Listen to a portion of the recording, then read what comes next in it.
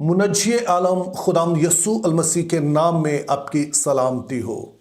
आज से हम एक नया सिलसिला शुरू करने जा रहे हैं जिसमें हम तारीख़ नजात के मुख्तलिफ किरदारों पर गौर करेंगे कि इस दुनिया के लिए जो खुदा की नजात का इंतज़ाम है उसमें उनका ख़ास किरदार क्या रहा। यानी कि वैसे तो उनकी ज़िंदगी के बहुत सारे पहलू होते हैं, लोग उन पर गौर करते हैं, लेकिन हम ख़ास तौर पे देखेंगे कि खुदा की नजात के मंसूबे में उनकी कंट्रीब्यूशन क्या है। लेकिन इससे पहले कि मैं अपने इस मौजू को आगे बढ़ाऊं, मैं आपको एक इत्तला देना चाहता हूं कि अगर आप इस चैनल को बाकायदगी से देखते हैं तो आप जानते हैं कि खुदा ने मुझे फजल दिया है कि मेरा एक ऑनलाइन बाइबल स्कूल है जिसमें हम मुख्तलिफ प्रोग्राम्स इंट्रोड्यूस करवाते रहते हैं। और अभी हम एक बड़ा ही अहम प्रोग्राम इंट्रोड्यूस करवा रहे हैं जिसको डिप्लोमा इन बिब्लिकल स्टडीज़ का नाम दिया गया है। ये प्रोग्राम 4 कोर्सेज पर मुश्तमिल होगा, यानी कि फ़हमे अहदे अतीक पार्ट 1, फ़हमे अहदे अतीक पार्ट 2, फ़हमे अहदे जदीद और फ़हमे तफसीर बाइबल। तो इस प्रोग्राम में हम पैदाइश से मुकाशवा तक तमाम किताबों का मुताला करेंगे, लेकिन ये ना तो सर्वे की तरह है और ना ही ये बुक स्टडी है, बल्कि किस तरह से खुदा का मंसूबा स्टेप बाय स्टेप आगे बढ़ता है और मुकाशवा में जाकर ये तकमील पाता है। और मेरा यकीन ये है कि कोई भी शख्स इस कोर्स को एक दफ़ा कर लेगा तो फिर वो ना सिर्फ बाइबल मुक़द्दस को बेहतर तौर पर समझ पाएगा, बल्कि खुद अपने आप को भी जान पाएगा कि खुदा के मंसूबे में उसका क्या किरदार है। इस प्रोग्राम में हफ्ते में सिर्फ एक क्लास है जो कि बरोज़ बुध पाकिस्तानी वक्त के मुताबिक शाम 7 से 9 बजे तक हुआ करेगी, और ये प्रोग्राम 14 फरवरी 2026 बरोज़ बुध शाम 7 बजे शुरू होगा। तो अगर आप इस कोर्स में दाखिला लेना चाहते हैं तो स्क्रीन पर जो नंबर दिया गया है इस पर आप राब्ता कर सकते हैं, वहाँ पर आपको मज़ीद डिटेल्स बता दी जाएंगी। तो अब आइए हम अपने मौजू की तरफ वापस चलते हैं। आज के इस वीडियो में हम देखेंगे कि तारीख़ नजात में मुक़द्दस अब्राहम का ख़ास किरदार क्या है। अब मेरे ख्याल में आपने लफ्ज़ तारीख़ नजात या साल्वेशन हिस्ट्री पहले सुन रखा होगा। वैसे तो बाइबल मुक़द्दस को भी तारीख़ नजात ही कहा जाता है, लेकिन ख़ास तौर पर इससे मुराद ये होती है कि जब आदम और हवा ने गुनाह किया तो उसके बाद खुदा ने कौन से इक़दाम उठाए, कौन सा तरीका इख्तियार किया, किस तरह से खुदा ने अपने मंसूबे को आगे बढ़ाया ताकि पूरी दुनिया नजात पाए। तो इसको हम तारीख़ नजात कहते हैं, या इंग्लिश में कहें तो साल्वेशन हिस्ट्री कहते हैं। फिर दूसरी बात जो हमारे लिए अहम है कि नजात की ज़रूरत क्यों पेश आई, तो इसका जवाब कोई मुश्किल नहीं है। जैसा कि आप जानते हैं कि आदम ने गुनाह किया जिसकी वजह से इंसान खुदा से भी दूर हो गया, मौत के ज़ेरे असर भी आ गया। तो इस सभी कुछ से निजात दिलाने के लिए, वापस अपने साथ रिश्ता जोड़ने के लिए और फिर उसे अबदी मौत से बचाने के लिए खुदा ने खास कदम उठाए। लेकिन जब हम आदम के गुनाह की बात करते हैं तो आम तौर पर हम सिर्फ उस अमल की बात करते हैं जो उसने किया, यानी कि उसने और हवा ने नेक व बद की पहचान के दरख्त का फल जो है उसे खाया। लेकिन हमने याद रखना है कि कोई भी चीज़ रातों रात नहीं होती है, ऑटोमेटिक नहीं होती है, सडनली नहीं होती है। उसके पीछे एक परसेप्शन मौजूद होता है जिसको हम एटीट्यूड कहते हैं। और एटीट्यूड या रवैये से मुराद होती है कि हम चीज़ों को किस तरह से देखते हैं, और फिर किसी भी चीज़ को जिस तरह से हम देखते हैं उसका नतीजा फिर हमारे अमल के ज़रिए से निकलता है। तो जब आदम ने नेको बद की पहचान के दरख्त का फल खाया तो उससे पहले हमें पता चलता है कि 2 एटीट्यूड उसके सामने आते हैं। पहले नंबर पर तो इब्लीस उसके दिल में जो शक डाल चुका है कि खुदा तुम्हारे लिए भलाई नहीं चाहता है, वरना वो तुम्हें इस दरख्त का फल खाने से मना ना करता। तो इस तरह से आदम और हवा का खुदा के बारे में जो हमें रद्द अमल नजर आता है, एटीट्यूड नजर आता है, वो शको शुबे का है।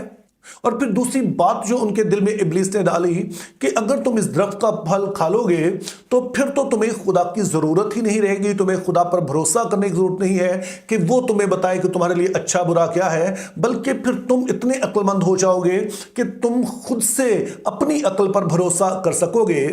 तो ये उनका दूसरा एटीट्यूड या रवैया है जिसमें वो समझते हैं कि वो खुद इस काबिल हैं कि वो सब कुछ अपने तौर से कर सकते हैं, उन्हें किसी पर भरोसा करने की ज़रूरत नहीं है। तो अब उनके इस एटीट्यूड या रवैये का नतीजा उनके तर्ज अमल में आता है कि जब वो उस दरख्त का फल खा लेते हैं तो अब जाहिर है उनके इस अमल का भी नतीजा निकलता है कि वो खुदा से दूर हो जाते हैं, जिसका मतलब है कि वो रूहानी मौत के नीचे चले जाते हैं, जिसका नतीजा बाद में जिस्मानी मौत की सूरत में निकलता है। लेकिन चूंकि खुदा ताला ने इस कायनात को बनाया है, वो इससे मोहब्बत करते हैं, तो आदम हव्वा को उसके हाल पर नहीं छोड़ते हैं, बल्कि फिर वो एक मंसूबा बनाते हैं कि किस तरह से वो इंसान को दोबारा से निजात दे सके ताकि वो वापस उनके साथ एक ताल्लुक में आ सके और रूहानी मौत से निकल सके, जिसके बाद वो जिस्मानी मौत से भी बच सके और हमेशा की जिंदगी पा सके, जिसको हम निजात कहते हैं। तो उसके लिए जो एक इंतहाई अहम करैक्टर जो हमें नजर आता है वो मुकद्दस अब्राहम है।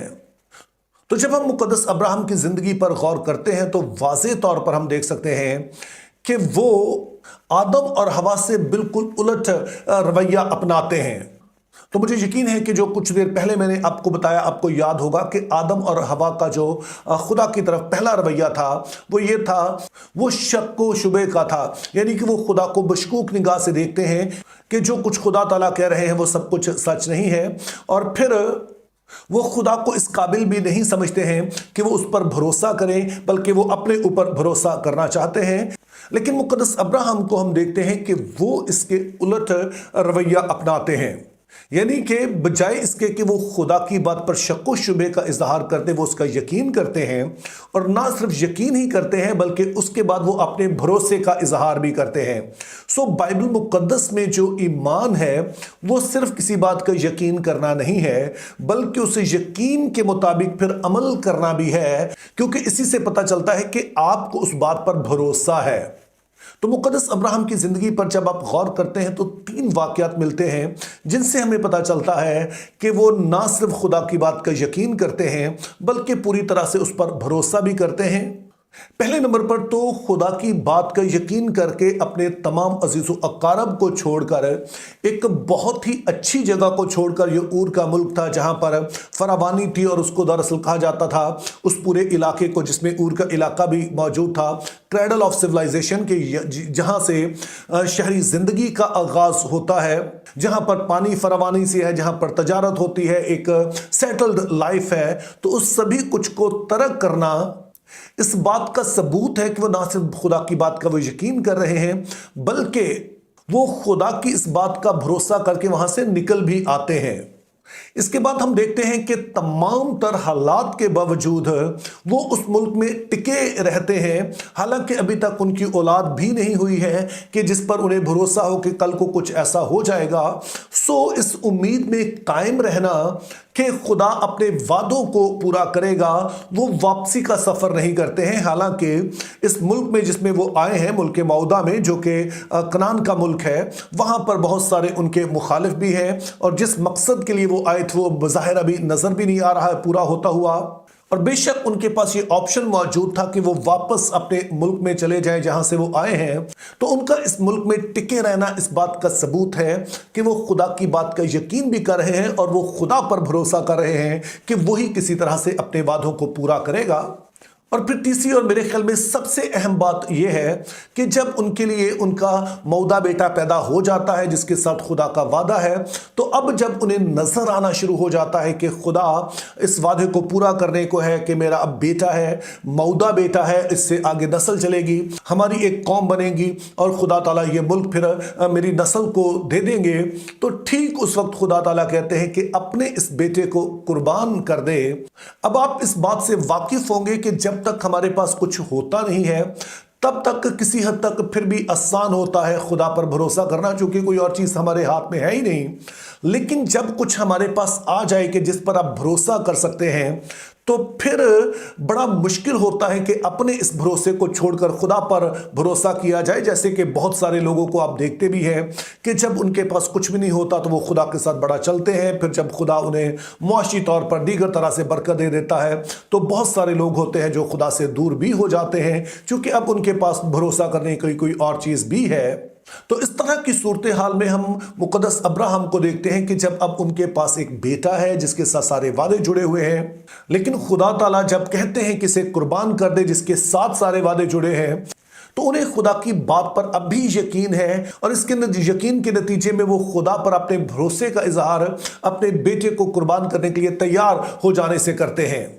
तो अब ये सारी बातें हैं जो मुकद्दस अब्राहम को ईमानदारों का बाप बनाती हैं। अब ये बात अपने आप में बहुत अहम है, क्योंकि खुदा का जो इस दुनिया के लिए मंसूबा था वो ये था कि इंसान खुदा के साथ रहे, उस पर भरोसा करे और उसके साथ चलते हुए इस दुनिया को मामूर व महकूम करे, ताकि ये दुनिया खुदा के जलाल से भरी रहे। लेकिन जब आदम और हवा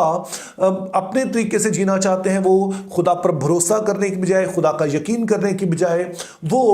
उस पर शक व शुबे का इजहार करते हैं, वो अपनी अकल पर भरोसा करते हैं। तो खुदा का इस दुनिया के लिए जो मंसूबा है वो वक्ती तौर पर हम देखते हैं कि उसमें एक बिगाड़ आ जाता है, उसमें एक रुकावट आ जाती है। लेकिन फिर खुदा ताला जब अपने मंसूबे को आगे बढ़ाना चाहते हैं, सब कुछ बहाल करना चाहते हैं, तो स्टोरी फिर से वहीं से शुरू होती है जहां पर आदम और हवा के शक व शुबे और खुदा पर भरोसा ना करने की वजह से रुक गई थी, उसमें रुकावट आ गई थी। और खुदा ताला एक ऐसे शख्स को चुनते हैं जो कि उसका यकीन करने के लिए तैयार है और इस यकीन के नतीजे में उस पर भरोसा करने के लिए तैयार है, जो कि उनके अमल से जाहिर हुआ है। तो इस तरह से हम देखते हैं कि तारीख़ नजात में मुकद्दस अब्राहम की जो सबसे बड़ी कंट्रीब्यूशन है, जो सबसे अहम कंट्रीब्यूशन है, वो ये है कि जो कुछ आदम और हवा ने किया था, उन्होंने उससे मुख्तलिफ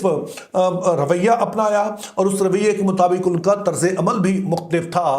तो इस तरह से एक बुनियाद फ्राहम हो गई कि जहां से खुदा का मंसूबा आगे बढ़ सकता है।